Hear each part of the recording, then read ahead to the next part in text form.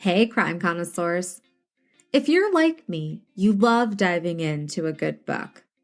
I especially love finding a book about cases we cover. But sometimes it's hard to find the time to sit and read. We live in an on-the-go society. Thankfully, Audible makes it easy to instantly access the books we love without sacrificing our time. With over 180,000 audiobooks and more, you will undoubtedly find one that will grip you and leave you not wanting to pull away while still being able to do other things. You can get a free 30-day trial membership by going to audibletrial.com/ccpod to start listening to your favorite books. That's audibletrial.com/ccpod for your free 30-day trial membership. Welcome back, crime connoisseurs. I'm your host, Grace D, and I hope you enjoyed our first episode. We're going on a wild ride this week, so buckle up, buttercups, as we travel back through the early 90s in Oregon.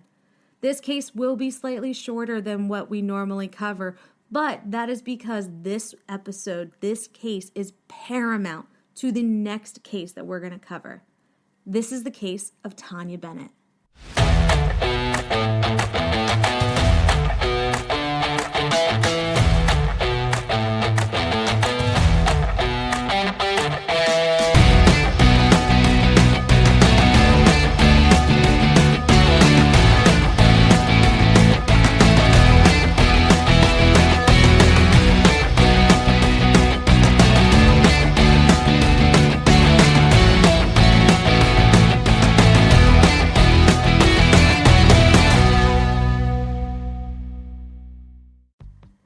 On January 22, 1990, the body of a young woman was found along the Columbia River Gorge near the scenic overlook.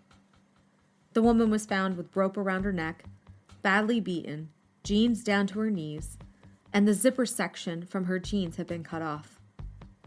Detective John Ingram with the Multnomah County Sheriff's Office was one of the first on scene and could not locate any ID for the victim.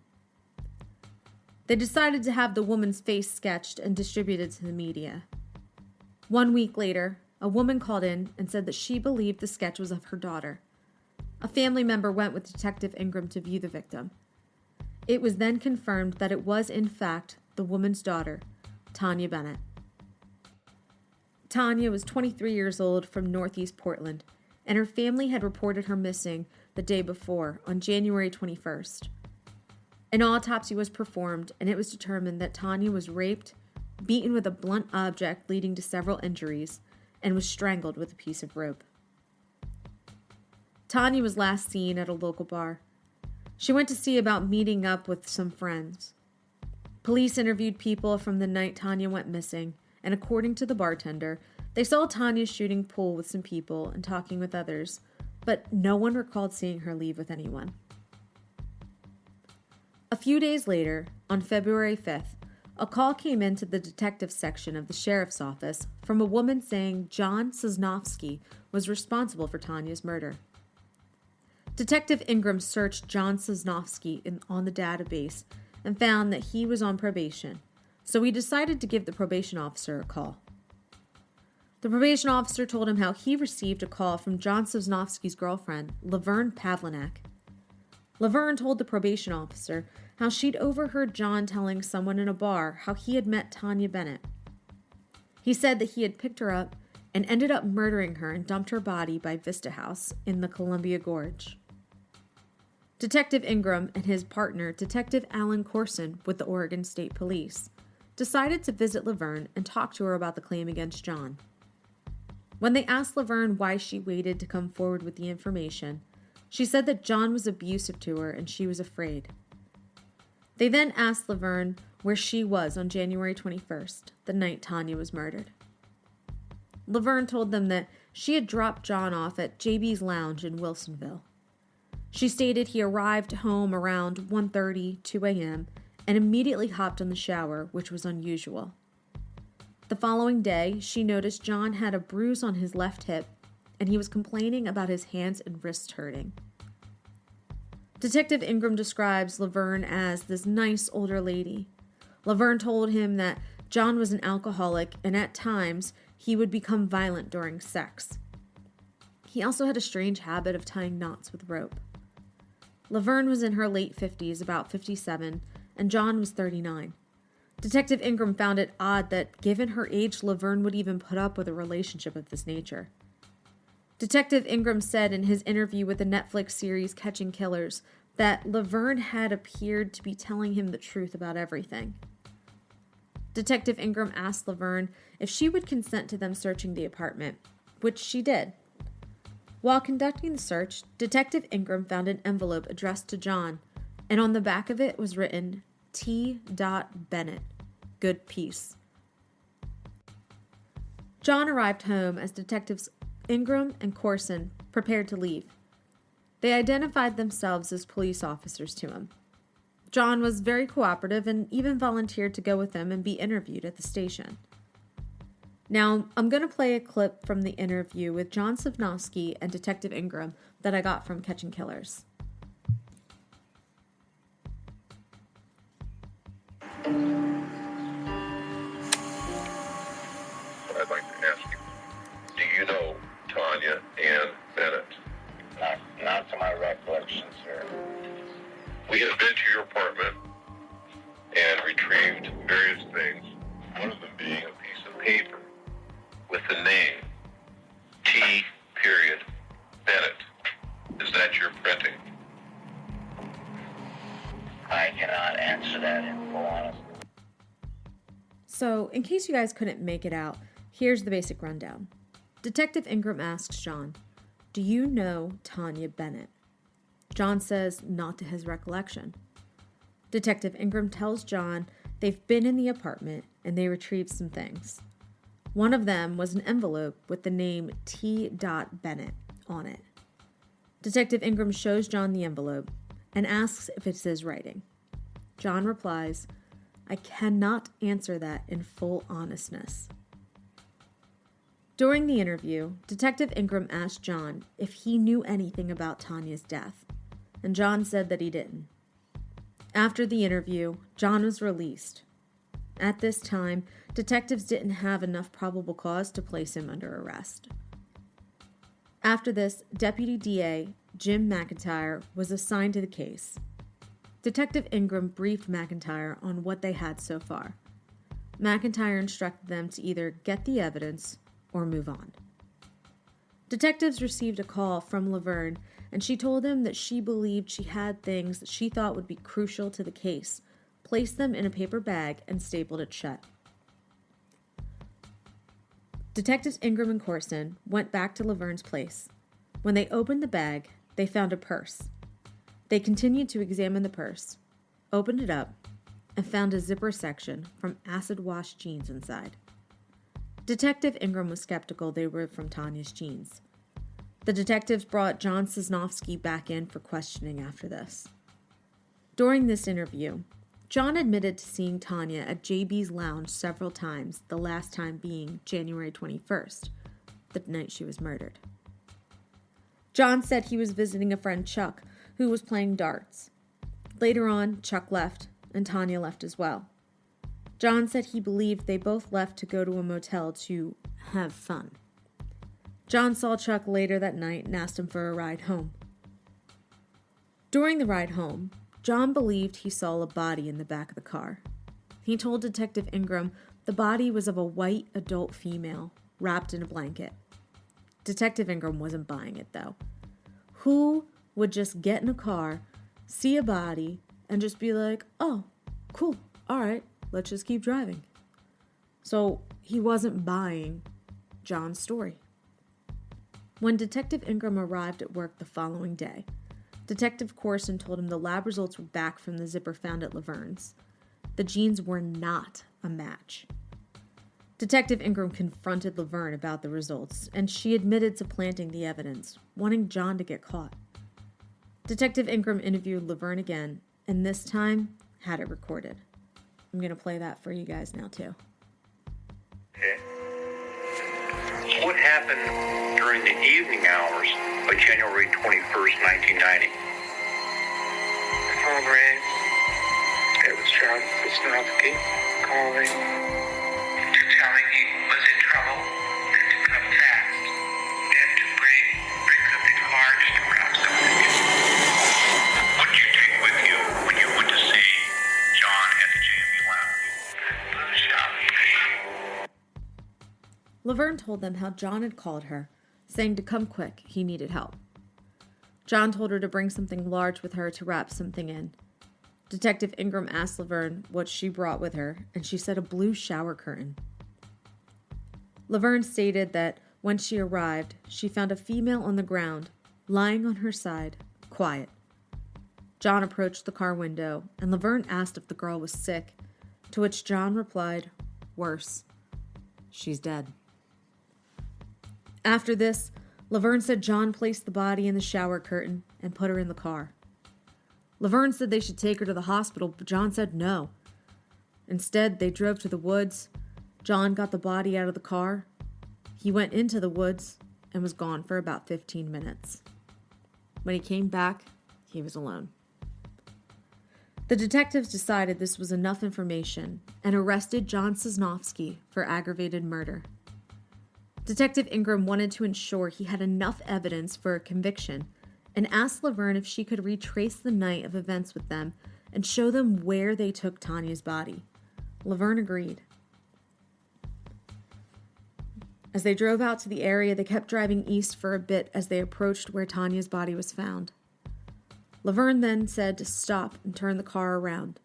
So, they returned to the site where the body was found, and she had them stop the car, got out, and pointed to the area where Tanya was found. She was pointing within 10 feet of the crime scene. 5 days after the arrest, Detective Ingram received a call on his pager around 3 a.m. that Laverne wanted to talk to him and Detective Corson. They went back to Laverne's apartment, and she was now stating that when she arrived at JB's that night, she pulled into the parking lot and saw John joking around with Tanya. She was alive. John told Tanya to get in the car. It was cold out. Laverne said that as they were driving, at some point, Tanya had agreed to have sex with John. They arrived at the Crown Plaza, and John and Tanya went inside while Laverne waited in the car. Now, trigger warning for the events that are about to take place. He came back out and grabbed a rope out of the trunk, saying he was going to tie her up. When Laverne asked him why, he said it was more of a thrill that way. Laverne went with John and saw Tanya lying in the doorway, laughing. John told Laverne to place the rope around Tanya's neck. John then proceeded to have sex with Tanya. Laverne said she had closed her eyes because she knew what was happening and didn't want to witness it. She said she must have been tightening the rope as she was doing this, and John was saying, hang on, and hitting Tanya in the face repeatedly with his fists, and then Tanya became limp. Laverne said she felt that tightening the rope was ultimately what killed Tanya. After talking with Laverne again, Detective Ingram went to DDA McIntyre to explain everything Laverne had told them now. McIntyre asked where Laverne was, and Detective Ingram said they didn't arrest her. McIntyre was shocked. How could they have left a confessed murderer sitting at home, sipping her coffee with her family? He ordered Detective Ingram to go back and arrest her. Detectives Ingram and Corson drove back out to Wilsonville to arrest Laverne. As we all know, the procedure is to place someone in handcuffs when they're arrested.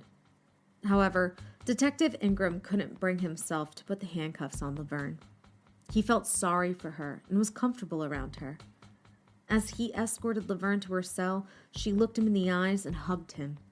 This left him feeling all sorts of emotions. He felt like he was putting away his own mother or grandmother, leaving him feeling sad. As the district attorney's office was preparing for trial, Laverne recanted her confession. She was now claiming that she made everything up to set John up and get him out of her life. Detective Ingram went to DDA McIntyre's office to talk to him about the case. Detective Ingram told him something wasn't sitting right with him about this case. He felt as if something was missing. McIntyre was trying to reassure Ingram that, based on the facts and evidence they had, it all added up. They had their guilty parties. Laverne was tried first. Her trial began on January 24th, 1991, 1 year and 2 days after Taunja Bennett's body would have been found. And her attorney was Wendell Birkeland. The trial was not going well for Laverne and her attorney. Laverne took the stand in her defense. She told the court how John was abusive and she was trying to escape life with him. She told them she started a lie which snowballed out of control and she couldn't take back. During the proceedings, graffiti was found inside of a rest stop bathroom in Livingston, Montana, which read, "I killed Taunja Bennett, January 21st, 1990, in Portland, Oregon. I beat her to death, raped her, and I loved it. Yes, I'm sick, but I enjoy myself too. People took the blame, and I'm free." Along with the graffiti was a hand-drawn happy face with it. However, it was dismissed as having non-evidentiary value and not introduced in Laverne's trial. There was an assumption made that this was a hoax, that someone in Laverne's family must have gone out and made this remark on the restroom wall in an attempt to throw the trial. During closing arguments, Birkeland tried arguing why she made up her false confessions and why she would be so desperate to have John to go to prison and be removed from her and her family's lives. Birkeland's closing arguments went on for 7 hours. During Deputy District Attorney McIntyre's closing argument, he didn't speak. He merely got up and played the tape recorder on the table of Laverne's taped confession in its entirety to the jurors and everyone in the courtroom. After the taped confession finished playing, Deputy District Attorney McIntyre stood up, pointed to Laverne, and said to the jury, "You listen to those words and that emotion, and you will look at Laverne Pavlinac and see the face of a murderer." On January 31st, 1991, Laverne was convicted of felony murder. She was sentenced to life in prison and to serve a minimum of 10 years. 9 of the jurors wanted to give her a more serious charge of aggravated murder, except for 3 on the panel, and if this had happened, Laverne would have been sent to death row. Knowing this, John Savnosky and his attorney had little appetite for a trial. If 9 jurors were inclined to put a grandmother on death row, what would they do with an abusive drunk? In late March of 1991, John Savnosky, looking bewildered, pleaded no contest to a charge of felony murder. When he drew a life sentence with 15-year minimum term, that appeared to be the end of Taunja Bennett's murder case. 3 years later, in 1994, letters started to surface from someone claiming responsibility for the murder of Taunja Bennett. "I killed Miss Bennett. I cut the buttons off of her jeans. I left her facing downhill and her jeans down by her ankles. A man and a woman got blamed for it. She was my first, and I thought I would not do it again, but I was wrong." And this is where we will end Tanya's story for now. In our next case, we're going on a deeper dive into this mysterious person and the claims they have made. Are Laverne and John the actual responsible parties and rightly behind bars? Or is this evasive letter writer the true culprit, and 2 innocent lives are in prison for crimes they didn't commit? So who do you think's responsible? Laverne and John, or this mysterious letter writer?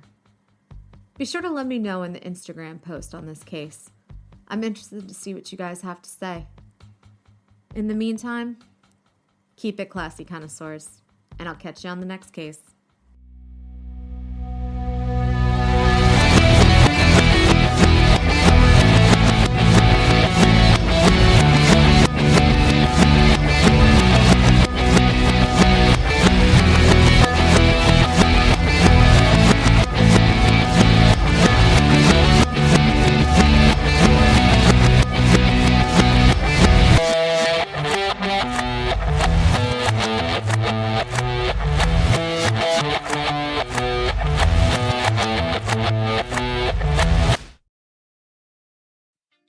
Are you tired of settling for subpar cat food?